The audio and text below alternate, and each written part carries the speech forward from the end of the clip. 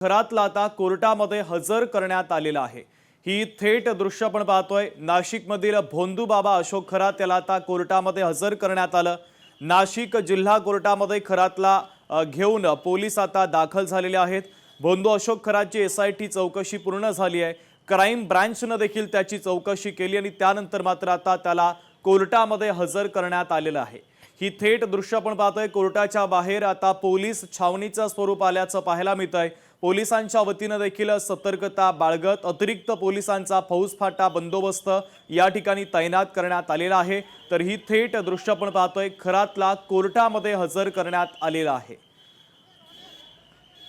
महेश महाले आमचे प्रतिनिधी अधिकचे अपडेट आपल्यापर्यंत पोहोचवतात। महेश, खरातला आता कोर्टामध्ये हजर करण्यात आलंय। अगदी खरं शुभम, खरं तर भोंदूबाबा अशोक खरात याची आज पोलीस कोठडीत आमदार होतील। या सगळ्या पार्श्वभूमीवर 6 गुन्हे जे आहेत ते अशोक खरातवर आतापर्यंत दाखल करण्यात आलेले होते। आज त्याची पोलीस कोठडी संपणार असल्याने न्यायालयात अशोक खरातला हजर करण्यात आलेला आहे आणि न्यायालयात आता थोड्याच वेळात सुनावणीला सुरुवात होणार आहे। अशोक खरातला पोलीस कोठडी मिळते याकडे लक्ष राहणार आहे। नेमका न्यायालयामध्ये अशोक खरात यांचे वकील काय युक्तिवाद करताय याकडे देखील सर्वांचं लक्ष लागणार आहे। मात्र त्याला न्यायालयात हजर करण्यापूर्वी पोलिसांनी जो आहे तो कडक पोलीस बंदोबस्त जो आहे तो न्यायालयाच्या आवारामध्ये लावलेला होता। कारण या ठिकाणी भूमाता ब्रिगेडच्या तृप्ती देसाई या देखील दाखल झालेल्या होत्या। त्यांनी अशोक खरात याचे जे व्हिडिओ बाहेर आलेले होते, त्यांनी जे महिलांवर लैंगिक अत्याचार केला त्या प्रकरणी ते आक्रमक झालेल्या होत्या आणि संधी मिळाली तर अशोक खरातच्या कानाखाली मारेल असं देखील त्यांनी जो आवाहन होतं ते केलेलं होतं। या सगळ्या पार्श्वभूमीवर पोलिसांनी जो कडक बंदोबस्त दाखल करण्यात आलेला होता। अशोक खरात त्यावेळेस न्यायालय परिसरात दाखल पोलीस त्याला घेऊन दाखल झाले त्यावेळेस त्यांनी मोठ्या प्रमाणात जे आहे ती घोषणाबाजी केलेली होती। आता खरं तर अशोक खरात याला न्यायालयात आणलेलं आहे आणि थोड्याच सुनावणीला सुरुवात होईल।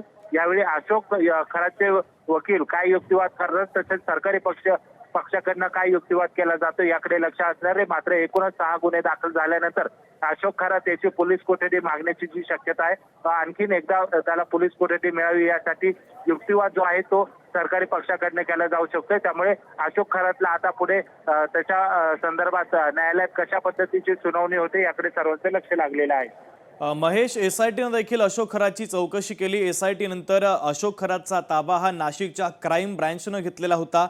या संबंधित कालावधीमध्ये त्यांची चौकशी पूर्ण झाली आहे का, की क्राइम ब्रांचला किंवा एसआयटीला अशोक खरातच्या चौकशीसाठी आणखीन काही कालावधी लागण्याची शक्यता आणि त्यामुळे आता कोर्टामध्ये युक्तिवाद करताना अतिरिक्त वेळ मागण्याची देखील एसआयटी किंवा क्राइम ब्रांच शक्यता आहे, कोठडी वाढवून मागण्याची शक्यता आहे? निश्चितच शुभम, खरं तर अशोक खरात याची कोठडी वाढवून मिळावी यासाठी सरकारी पक्षाकडनं एसआयटी कडनं खरं तर मागणी केली जाऊ शकते। कारण सुरुवातीला ज्यावेळेस अशोक खरातला ताब्यात घेण्यात आलेलं होतं त्यावेळेस फक्त त्याच्यावर एकच गुन्हा जो होता तो महिला लैंगिक अत्याचाराच्या अनुषंगाने अगदी महेश, काही क्षणांसाठी थांबवतोय।